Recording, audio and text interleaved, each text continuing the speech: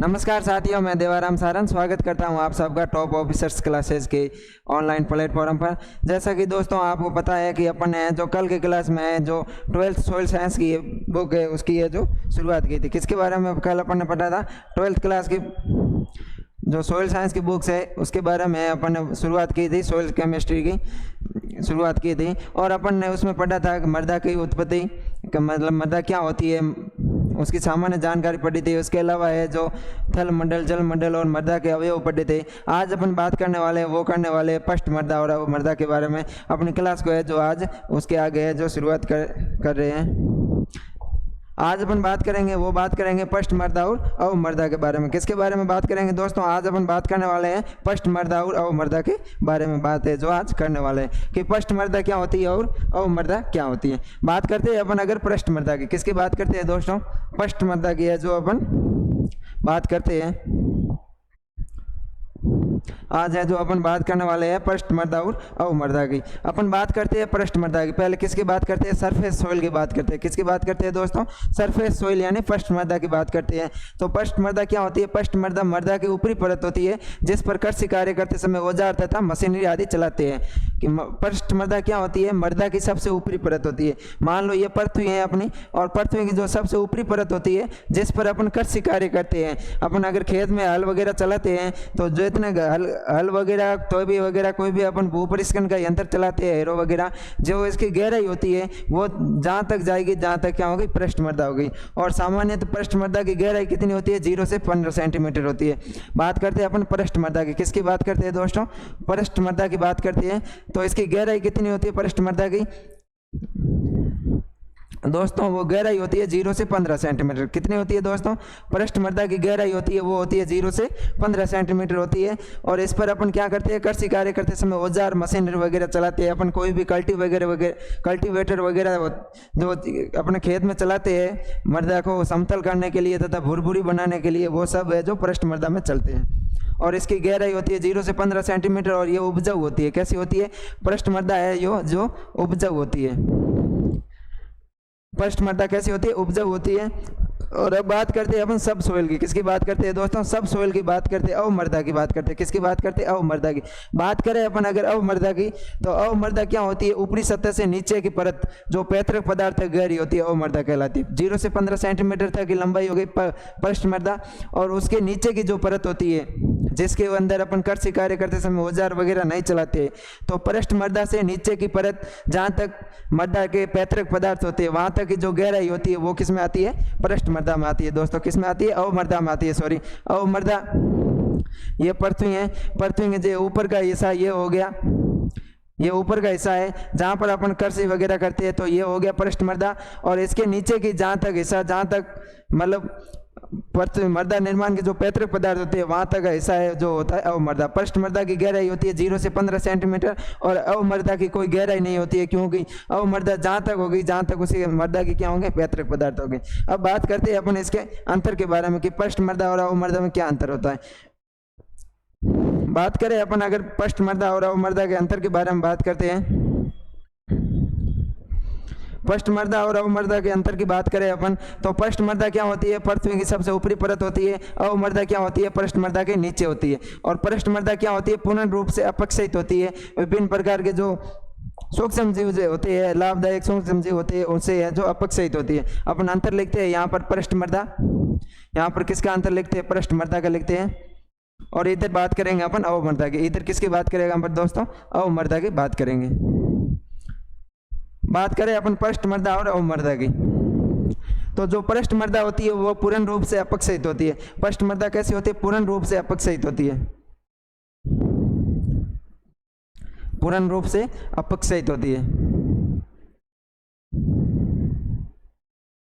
पृष्ठ मृदा होती है वो पूर्ण रूप से अपक्षयित होती है। और जो अवमृदा होती है वो पूर्ण रूप से है जो अपक्षयित नहीं होती है। ये क्या होती है? अवमृदा है जो पूर्ण रूप से अपक्षयित नहीं होती है।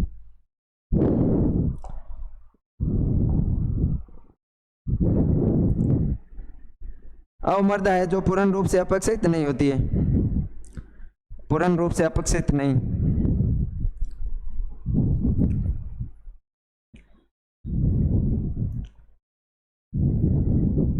मतलब इस अवमर्दा का पूर्ण रूप से विघटन नहीं होता है। इसमें जो कार्बनिक पदार्थ होते हैं वो पूर्ण रूप से विघटित नहीं होते हैं, और जो पृष्ठ मर्दा होती है ये पूर्ण रूप से अपक्षयित होती है, इसमें पूर्ण रूप से विघटन होती है। इसमें मर्दावातन अच्छा होता है। इसमें क्या होता है, मर्दावातन है जो अच्छा होता है।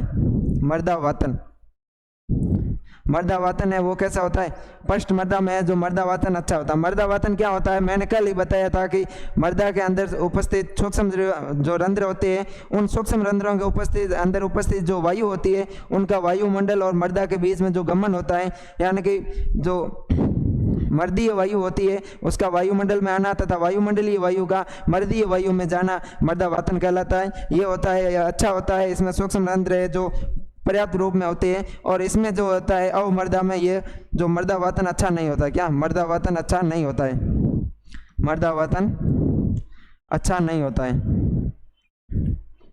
अवमर्दा में जो मर्दावातन अच्छा नहीं होता है। उसके बाद में बात करें तो क्या होता है कि इसमें कार्बनिक पदार्थों की मात्रा क्या होती है, ज्यादा होती है। पृष्ठ मर्दा में कार्बनिक पदार्थ ज्यादा होते हैं। पृष्ठ मर्दा में क्या होता है, कार्बनिक पदार्थ ज्यादा होते हैं, कार्बनिक पदार्थ अधिक होते हैं।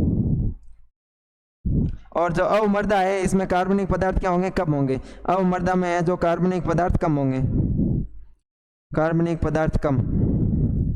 पृष्ठ मर्दा में कार्बनिक पदार्थ अधिक होते हैं, अवमर्दा में कार्बनिक पदार्थ है वो कम होते हैं। उसके बाद में अगर बात करें अपन तो ये क्या होती है, पृष्ठ मर्दा होती है जो उपजाऊ मर्दा होती है। कैसी होती है, पृष्ठ मर्दा होती है जो उपजाऊ मर्दा होती है, और ये कम उपजाऊ मर्दा होती है या अनुपजाऊ मर्दा बोल सकते हैं उसको। और ये अवमर्दा कैसी होती है, अनुपजाऊ मर्दा होती है। पृष्ठ मर्दा में क्या होते हैं कि मर्दा में जो पौधों के लिए आवश्यक पोषक तत्व होते हैं वो अधिक मात्रा में होते हैं, और अवमर्दा में जो पोषक तत्व कम मात्रा में होते हैं। इसलिए अवमर्दा क्या होती है, अनुपजाऊ होती है, और पृष्ठ मर्दा होती है वो क्या होती है, उपजाऊ होती है। उसके बाद में बात करें तो इसका रंग कैसा होता है, इसका रंग गहरा भूरा या भूरा होता है। इसका रंग कैसा होता है, पृष्ठ मर्दा का रंग होता है गहरा भूरा। पृष्ठ मर्दा का रंग कैसा होता है दोस्तों, पृष्ठ मर्दा का रंग होता है वो होता है गहरा भूरा। पृष्ठ मर्दा का रंग कैसा होता है, गहरा भूरा होता है, गहरा भूरा। पृष्ठ मर्दा का रंग होता है दोस्तों वो गहरा भूरा होता है। और जो अवमर्दा है इसका रंग कैसा होता है, इसका रंग होता है जो हल्का पीला होता है। कैसा होता है दोस्तों, हल्का पीला, हल्का पीला इसका रंग है। जो पृष्ठ मर्दा है इसका रंग गहरा भूरा किसके कारण होता है, जो कार्बनिक पदार्थ है या उसमें उपस्थित जो ह्यूमस है उसके कारण है जो इसका रंग कैसा होता है, गहरा भूरा होता है। इसके बाद में बात करें अपन तो धनायन विनिमय क्षमता, किसकी, धनायन विनिमय क्षमता, CEC, धनायन विनिमय क्षमता।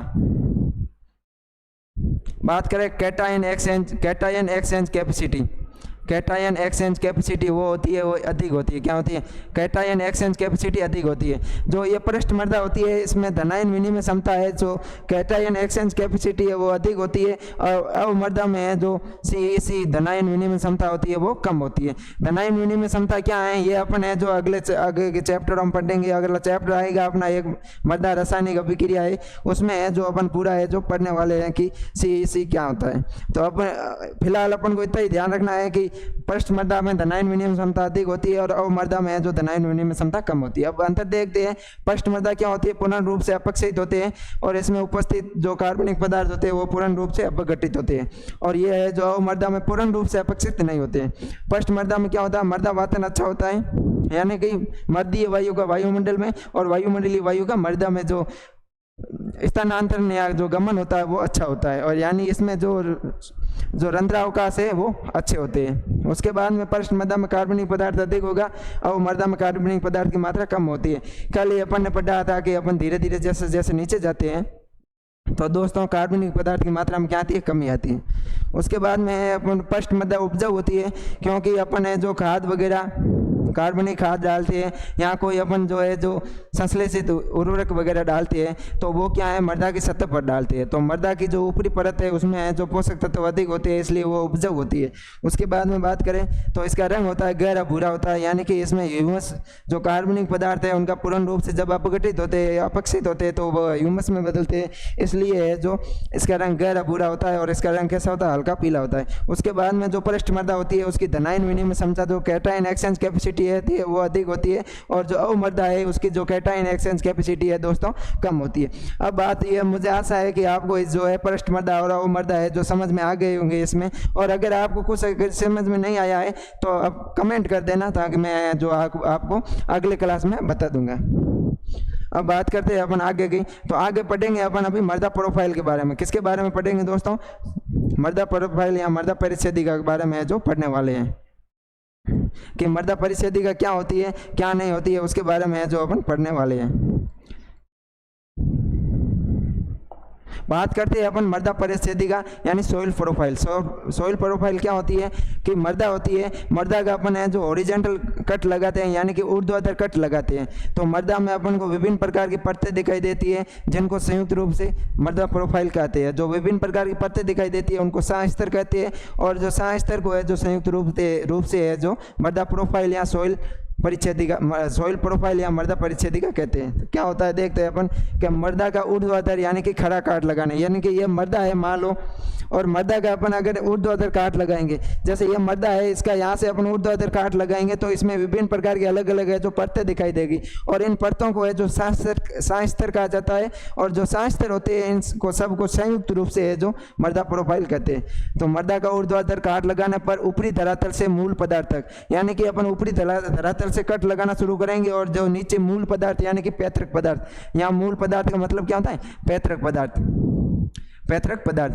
तो अपन पैतृक पदार्थ तक जाते हैं तो इसमें विभिन्न प्रकार के परतें हैं जो मर्दा के समांतर दिखाई देती है, उसमें विभिन्न प्रकार के जो परतें दिखाई देती है, लेयर्स दिखाई देती है जिन्हें सांस्तर कहते हैं। और मर्दा के इसी ऊर्ध्वाधर काट में करने के उपरांत विभिन्न प्रकार के जो सांस्तर दिखाई देते हैं, इन सांस्तर के अनुभाग में विभिन्न सांस्तर दिखाई देते हैं, इन सभी को मर्दा परिच्छेदिका कहते हैं। यानी कि मैं बात यही है कि जो ऊर्ध्वाधर काट लगाने के पश्चात विभिन्न प्रकार के सांस्तर दिखाई देते हैं, यानी कि विभिन्न प्रकार की जो लेयर्स दिखाई देती है, इन लेयर्स को या इन सांस्तर को संयुक्त रूप से क्या नाम देते हैं? अपन नाम देते हैं सोइल प्रोफाइल। नाम क्या देते हैं दोस्तों? सोइल प्रोफाइल है जो अपन नाम देते हैं, सोइल प्रोफाइल मर्दा परिच्छेदिका। मर्दा परिच्छेदिका को ओ, मुख्य रूप से मर्दा परिच्छेदिका कितनी कौन कौन सी होती है? एक होती है ओ, उसके बाद में ए, बी और सी होती है। कितनी होती है दोस्तों? ओ, ए, ओ, बी, ओ, ए, बी और सी होती है। इनको है जो अंग्रेजी के बड़े अक्षरों से है जो प्रदर्शित किया जाता है। और सी सांस्तर के नीचे जो कठोर चट्टान होती है उसको है जो आर नाम से जाना जाता है। क्या दोस्तों? ये सी सांस्तर है, इस सी सांस्तर के नीचे जो कठोर चट्टान होती है इसको है जो आर के नाम से जाना जाता है। अब देखते हैं अपन मर्दा परिच्छेदिका का मैंने जो एक चित्र है जो आपको दिखाने की मैं कोशिश कर रहा हूँ। इसमें क्या दिखाया गया है? सर्वप्रथम दिखाया गया है, मैं जो आपको यहाँ पर लिख के बता दूंगा। सर्वप्रथम दिखाया गया है O1। क्या दिखाया गया है दोस्तों? O1 दिखाया गया है, और O1 में दिखाया गया है कि अत्यधिक अल्प विघटित कार्बनिक पदार्थ आते हैं। क्या आते हैं? अल्प विघटित कार्बनिक पदार्थ आते हैं। O1 में क्या आते हैं? अल्प विघटित कार्बनिक पदार्थ आते हैं, कार्बनिक पदार्थ आते हैं। जो O सांस्तर होता है मर्दा को, इनको है जो दो उप सांस्तर O1 और O2 में बदलाया गया है। O1 में क्या आएंगे? अल्प विघटित आएंगे, जो पूर्ण रूप से है जो विघटित नहीं होते हैं, यानी कि जिन कार्बनिक पदार्थ का पूर्ण रूप से है जो अपक्षय नहीं हुआ है वो आएंगे O1 में, और जो O2 में आएंगे वो पूर्ण रूप से विघटित कार्बनिक पदार्थ आएंगे। क्या आएंगे? पूर्ण रूप से विघटित, पूर्ण रूप से विघटित कार्बनिक पदार्थ आएंगे, विघटित कार्बनिक पदार्थ, विघटित कार्बनिक पदार्थ। O1 में आएंगे अल्प विकसित कार्बनिक पदार्थ या अल्प विघटित कार्बनिक पदार्थ आएंगे, और O2 में आएंगे वो आएंगे पूर्ण रूप से विघटित पदार्थ। इसको है जो संयुक्त रूप से है जो अपन है जो O नाम देते हैं। उसके बाद में आता है A1। क्या आता है दोस्तों? O के बाद में आता है A1। A1 में क्या होता है? ह्यूमस वगैरह खनिज पदार्थ आते हैं। A1 में क्या आता है? A1 में आता है ह्यूमस युक्त, ह्यूमस युक्त खनिज पदार्थ का सहस्तर होता है, खनिज पदार्थ का सहस्तर। A1 में है जो खनिज पदार्थों का सहस्तर पाया जाता है, लेकिन साथ में क्या पाया जाता है? साथ में है जो ह्यूमस पाया जाता है, यानी कि ह्यूमस युक्त खनिज पदार्थों का है जो सहस्तर पाया जाता है। उसके बाद में बात करें अपन O2 की, किसकी बात करें दोस्तों? O2 की बात करें तो इसमें है जो परिवर्तनीय सहस्तर है। क्या है दोस्तों?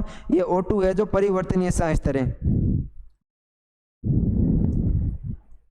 परिवर्तनीय सांस्तर। O2 को परिवर्तनीय सांस्तर क्यों कहते हैं? क्योंकि दोस्तों जब बारिश वगैरह होती है तो उसमें क्या होते हैं, निक्षालन की क्रिया होती है। जल का, विभिन्न प्रकार के खनिज पदार्थों का जल के साथ में मृदा के नीचे की परतों में जाना या मृदा की गहराई में जाना क्या कहलाता है? निक्षालन या लिचिंग कहलाता है।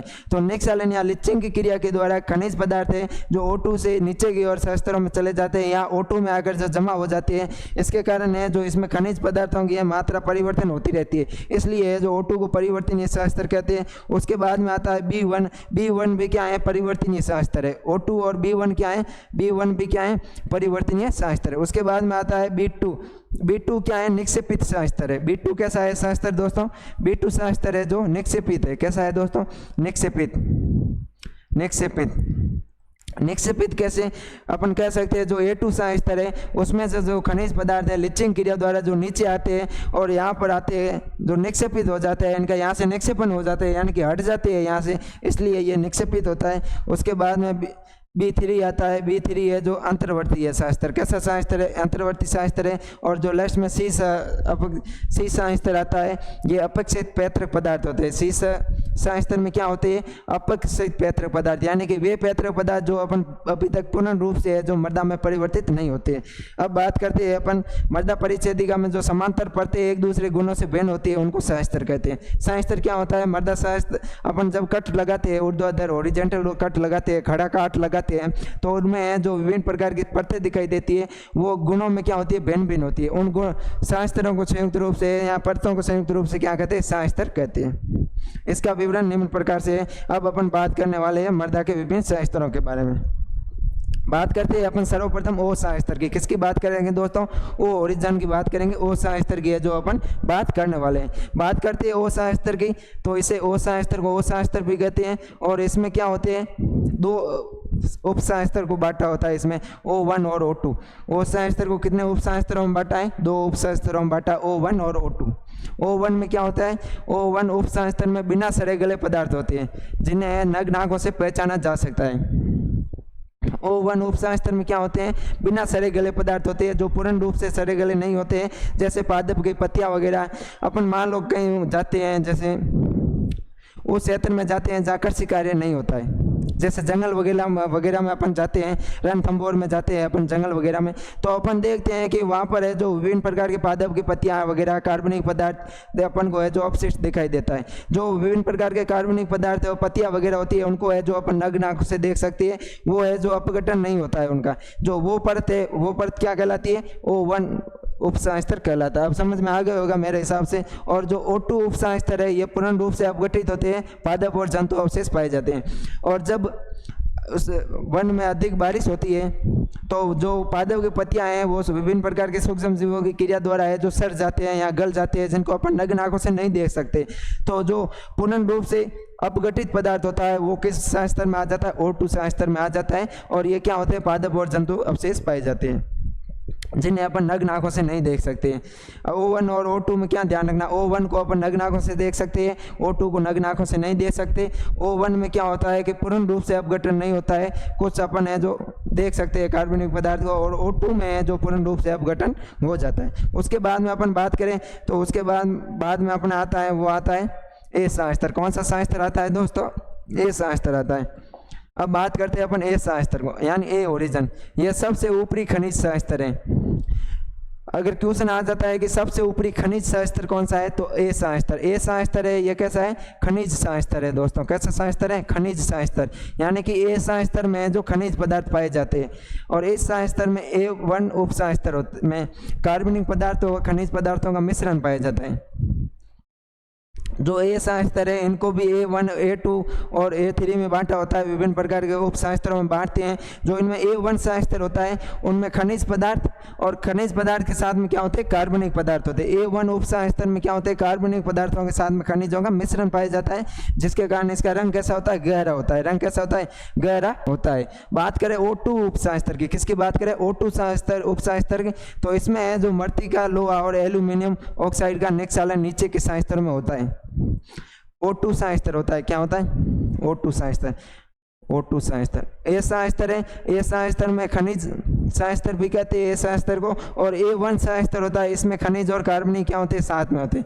A1 सह स्तर में क्या होते हैं, खनिज और कार्बनिक साथ में होते हैं। और बात करें O2 सह स्तर की, तो O2 सह स्तर में क्या होता है, विभिन्न प्रकार के जो खनिज पदार्थ है जैसे मृत्तिका, लोहा और एल्यूमिनियम होता है, इनका है जो वर्षा जल के साथ में निक्षालन हो जाता है। क्या हो जाता है दोस्तों, निक्षालन हो जाता है, नीचे के सह स्तरों में हो जाता है। निक्षालन क्या होता है, मैंने अभी बताया था कि जो विभिन्न प्रकार के खनिज तत्व या जो लवण होते हैं उनका मृदा जल के साथ में मृदा के नीचे, उनका है जो वर्षा जल के साथ में मृदा के नीचे की परतों में जाना क्या कहलाता है, निक्षालन कहलाता है। क्वार्ट्ज का सांद्रण बढ़ता है, जिससे इनका है जो निक्षालन होता है, अगर मृत्तिका, लोहा और एल्यूमिनियम है जो ये नीचे चले जाएंगे तो यहाँ पर क्या होगी, क्वार्ट्ज जो खनिज पदार्थ होता है उसकी सांद्रता है जो O2 में है जो बढ़ जाती है। और A सह स्तर परिवर्तनशील सह स्तर है, इसका मुख्य गुण A सह स्तर के होते हैं। जो A2 सह स्तर है ये परिवर्तनशील सह स्तर है। A2 सह स्तर कैसा है, परिवर्तनशील सह स्तर है, और इसका गुण किससे मिलते हैं, A सह स्तर से मिलते हैं। उसके बाद में अगर अगले सह स्तर की बात करें अपने, तो अगला सह स्तर आता है B सह स्तर। कौन सा सह स्तर आता है दोस्तों, अगला सह स्तर आता है वो आता है B सह स्तर।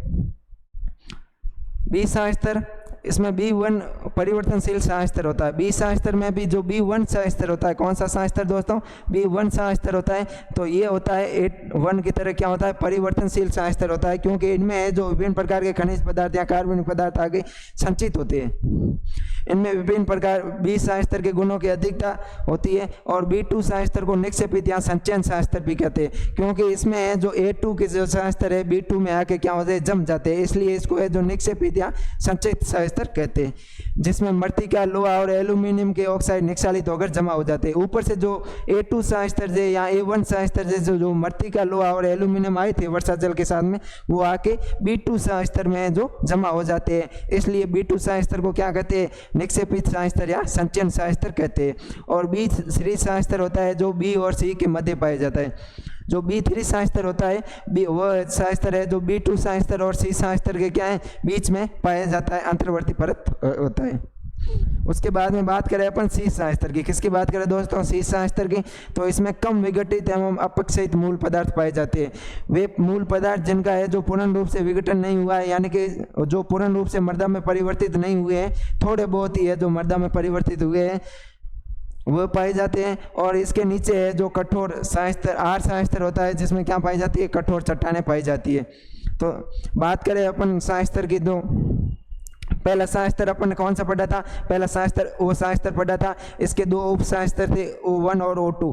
इसके कितने उप सह स्तर थे, O1 और दूसरा कौन सा था, O2। O1 की बात करें तो इसको है जो O1 को नग्न आंखों से अपन देख सकते हैं, और O2 को है जो नग्न आंखों से नहीं देख सकते। और O1 है जो कम अपक्षयित होता है, इसमें कार्बनिक पदार्थ कम पूर्ण रूप से विघटन नहीं होता है। O2 में है जो पूर्ण रूप से विकसित होता है।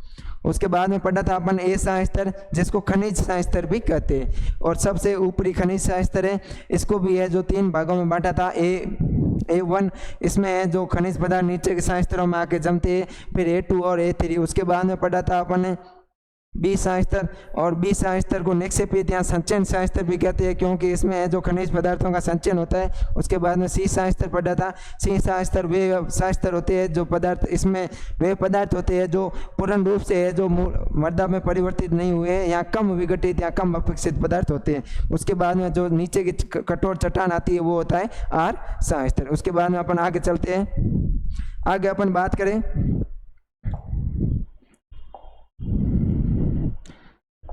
आगे अपन बात करते हैं अब पृथ्वी की। किसकी बात करते हैं दोस्तों, पृथ्वी की बात करते हैं कि पृथ्वी क्या होती है।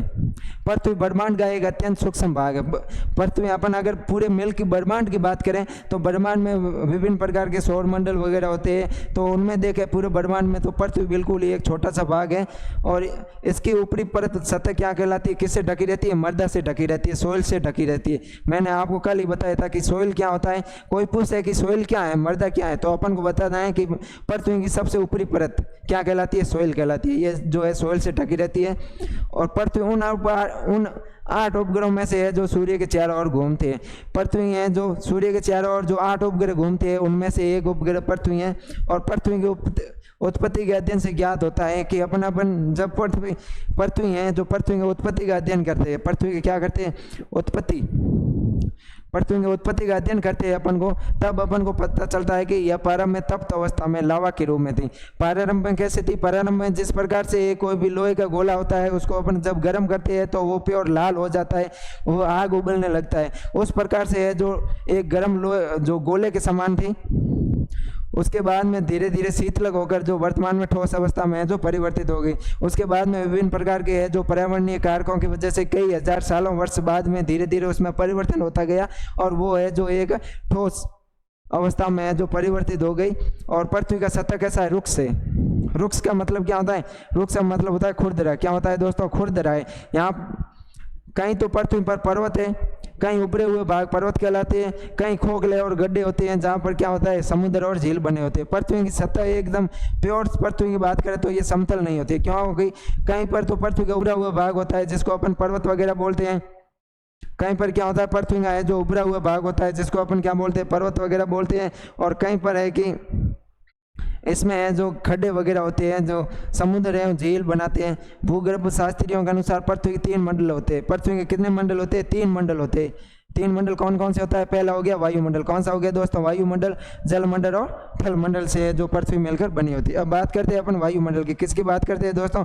वायुमंडल की है जो अपन बात करने वाले हैं। अगर अपन बात करें वायुमंडल की, वायुमंडल को क्या कहते हैं? एटमॉस्फेयर बोलते हैं दोस्तों। क्या बोलते हैं? वायुमंडल को एटमॉस्फेयर बोलते हैं। वायुमंडल क्या होता है? जलमंडल की सब अपेक्षा हल्का होता है। वायुमंडल है जो जलमंडल की अपेक्षा क्या होता है? हल्का होता है। और ये समुद्र की सतह पर इसका दाब 14.6 पाउंड प्रति वर्ग इंच होता है। क्वेश्चन आ सकता है कि समुद्र सतह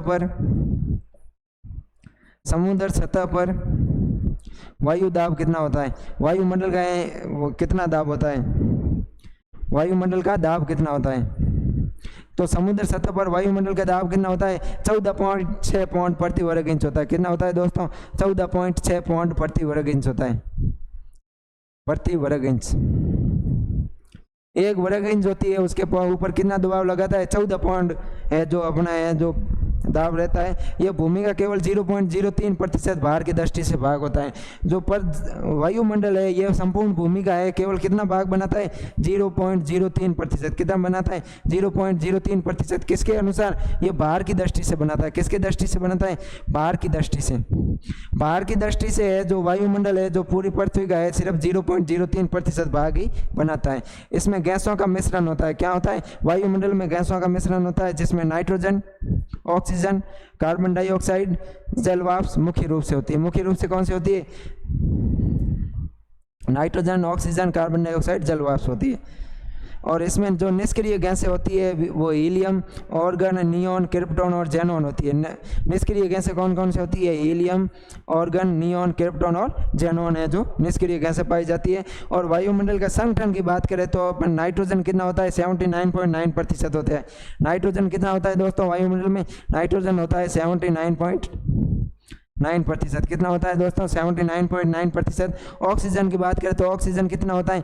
अपन किसकी बात करते हैं दोस्तों? O2 की बात करते हैं। O2 की बात करें तो O2 कितना होता है? O2 होता है वो होता है 20.7%। कितना होता है? O2 होता है दोस्तों वो होता है 20.7% होता है। कितना होता है? O2 होता है वो होता है 20.7%। उसके बाद में अपन बात करें जल वाष्प की। किसकी बात करें दोस्तों? जल वाष्प की बात करें। जल वाष्प की बात करें अपन, बात करते हैं अपन जल वाष्प की। तो जो जल वाष्प होता है वो होता है लगभग 0.17%। कितना होता है दोस्तों? 0.17%। उसके बाद में कार्बन डाइऑक्साइड की बात करें तो वो होती है 0.03%। CO2 कितनी होती है? CO2 होती है वो होती है 0.03%। ये है जो आपको समझ में आ गए। नाइट्रोजन 79.9%, ऑक्सीजन 20.7% और जल वाष्प 0.17% और CO2 0.03% होती है। उसके अलावा जो अन्य गैसें है वो कितनी होती है? 1.33%। नाइट्रोजन कितनी होती है? 79.9%, ऑक्सीजन 20.7%, जल वाष्प 0.17%, CO2 होती है 0.03% होती है। और जो अन्य गैसें होती है वो होती है 0.13%। उसके बाद में जो अपन बात करते हैं आगे बात करते हैं अपन, आगे बात करते हैं वायुमंडल के बाद में जलमंडल के। किसकी बात करते हैं दोस्तों? वायुमंडल के बाद में जो अपन जलमंडल की है जो बात करने वाले, हाइड्रोस्फीयर की बात करेंगे। किसकी बात करेंगे? जलमंडल की। तो जलमंडल क्या होता है? यह थल मंडल को घेरे हुए पानी की परत होती है। जलमंडल क्या होती है? जलमंडल जो थल मंडल होता है उसको घेरे हुए क्या होती है? एक पानी की परत होती है। और जलमंडल समुद्र के रूप में होता है। जलमंडल किसके रूप में होता है दोस्तों? विभिन्न प्रकार के जो सागर होते हैं, महासागर होते हैं या समुद्र होते हैं जो उसके रूप में होता है। और यह पृथ्वी का केवल 6.9% भाग बनाता है। जलमंडल पृथ्वी का कितना प्रतिशत भाग बनाता है? 6.9%। कितना भाग बनाता है दोस्तों? 6.9% है जो भाग बनाता है, 6.9%। और ये लेकिन जल का कुल आयतन समुद्र सतह से ऊपर जमीन के आयतन का लगभग 15 गुना होता है। ये क्या कहना चाहता है कि जल का कुल आयतन है जो समुद्र सतह से ऊपर, जो समुद्र की सतह होती है उससे ऊपर है, जो पृथ्वी के जमीन के कुल आयतन का लगभग 15 गुना है। समुद्र सतह है, समुद्र सतह से ऊपर जितनी भी पृथ्वी है उसके है जो लगभग 15 गुना है जो आयतन पाया जाता है। उसके बाद में बात करते हैं अपन थल मंडल की। किसकी बात करते हैं? लिथोस्फीयर की बात करते हैं, थल मंडल की बात करते हैं। तो थल मंडल क्या होता है? गैसों एवं जलीय आवरणों में जो आंतरिक ठोस पिंड पाया जाता है उसे थल मंडल कहते हैं। जो जल मंडल और जो वायुमंडल होता है उसके बीच में जो आंतरिक ठोस पिंड पाया जाता है उसको क्या बोलते हैं? थल मंडल बोलते हैं। और ये भूमि का 93.2% बनाता है, 93% बनाता है। कितना प्रतिशत बनाता है? 93.2% बनाता है। थल मंडल कितना बनाता है? 93.2% बनाता है। जल मंडल कितना बनाता है? 6.9% बनाता है। और अपन वायुमंडल पढ़ा था 0.03% है जो भाग बनाता है। थल मंडल 2 भाग होते हैं। थल मंडल के कितने भाग होते हैं? 2 भाग होता है। एक तो होता है बाहर या ऊपरी ठोस सतह होती है। एक भाग कौन सा होता है? बाहर या ऊपरी ठोस सतह, जिसमें जो भाखर वगैरह होते हैं अपन इसको बोलते हैं पहाड़ या जो विभिन्न प्रकार के पर्वत श्रृंखलाएं है वो होता है। और दूसरा होता है आंतरिक या गर्म पिघला हुआ पदार्थ। कौन सा पदार्थ होता है? आंतरिक या गर्म पिघला हुआ पदार्थ होता है। ये तीनों होते हैं जो जल मंडल, थल मंडल एवं सबसे अधिक बाहरी होता है। जो थल मंडल होता है ये तीनों मंडलों में जो सबसे अधिक बाहरी होता है। थल मंडल का घनत्व 5.5 होता है। थल मंडल का घनत्व कितना होता है? 5.5 होता है। ध्यान में रखना, थल मंडल का घनत्व कितना होता है दोस्तों? 5.5 होता है। और ऊपरी परत का घनत्व कितना होता है? 2.5 से 3 सेंट होता है। कितना होता है ऊपरी परत का? थल मंडल पूरी की बात करें तो घनत्व होता है 5.5। और अगर बात करें अपन केवल ऊपरी परत की, किसकी बात करें? ऊपरी परत की बात करें तो इसका घनत्व होता है 2.5 से 3.0। कितना होता है? 2.5 से 3 होता है। थल मंडल के ऊपरी या बाहरी ठोस परत को क्या कहते हैं? भूपपड़ी कहते हैं। जो थल मंडल की सबसे ऊपरी या बाहरी ठोस पिंड परत होती है उसको क्या बोलते हैं? अपन है जो भूपपड़ी बोलते हैं, जिसको अर्थ क्रस्ट कहते हैं। और इसकी मोटाई होती है लगभग 10 से 20 मील आंके गई है। और भूपपड़ी की मोटाई कितनी होती है? अगर अपन भूपपड़ी की मोटाई की बात करें तो ये होती है 10 से 20 मील होती है। अब अपन बात करते हैं भूपपड़ी के बारे में कि अर्थ जो क्रस्ट होती है ये क्या होती है। बात करते हैं अपन भूपपड़ी या अर्थ क्रस्ट की। अपन बात करते हैं भूपपड़ी की। जो भूपपड़ी की मोटाई कितनी है? भूपपड़ी की मोटाई की बात करें तो ये होती है 10 से 20 मील। कितनी होती है? 10 से 20 मील होती है। भूपपड़ी की मोटाई कितनी होती है? लगभग 10 से 20 मील होती है। और ये खनिजों की बनी होती है। किसकी बनी होती है? मुख्य रूप से जो खनिजों की बनी होती है थल मंडल की ऊपरी परत होती है।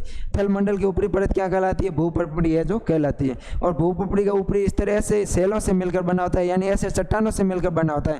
भूपपड़ी का ऊपरी जो स्तर होता है, ऊपरी पपड़ी होती है, ये किससे बनी होती है? ऐसे चट्टानों से मिलकर बनी होती है जिसके संगठन में एल्यूमिनियम सिलिकेट खनिज होते हैं। ऐसी चट्टानें होती हैं। भूपपड़ी का जो ऊपरी स्तर होता है वो ऐसी चट्टानों से बनी होती है जिसमें क्या होता है? एल्यूमिनियम सिलिकेट खनिज होता है। इस स्तर को Cl भी कहते हैं। एल्यूमिनियम सिलिकेट खनिज को क्या कहते हैं? Cl स्तर भी कहते हैं। भूपपड़ी का ऊपरी परत, ये Cl क्या होता है मैं बताऊं, ध्यान से सुना कि भूपपड़ी की ऊपरी परत या ऊपरी स्तर जो ऐसे चट्टानों से मिलकर बनी होती है जिसका मुख्य संगठन होता है जो एल्यूमिनियम सिलिकेट खनिज होता है उसको क्या बोलते हैं? Cl बोलते हैं। और इसका औसत घनत्व होता है वो होता है 2.65 ग्राम प्रति घन सेंटीमीटर। औसत घनत्व कितना होता है? 2.65 ग्राम प्रति घन सेंटीमीटर है जो औसत घनत्व होता है किसका, भूपपड़ी का। भूपपड़ी का औसत घनत्व कितना होता है, 2.65 ग्राम प्रति घन सेंटीमीटर होता है। Cl के ठीक नीचे मुख्य रूप से मैग्नीशियम सिलिकेट खनिजों से बनी स्तर होती है। जो Cl होता है एल्यूमिनियम सिलिकेट खनिजों की बनी हुई परत होती है, उसके जस्ट नीचे एक मैग्नीशियम सिलिकेट खनिजों की बनी परत होती है जिसको क्या बोलते हैं, समय बोलते हैं, यहाँ जिसको सीमा बोलते हैं, क्या बोलते हैं, समय बोलते हैं। तो ध्यान रखना Cl और समय क्या है, ये क्वेश्चन आ सकता है। तो Cl किससे बनी होती है, एल्यूमिनियम सिलिकेट खनिजों की बनी होती है, और समय किसकी बनी होती है, समय होती है या मैग्नीशियम सिलिकेट खनिजों की बनी होती है।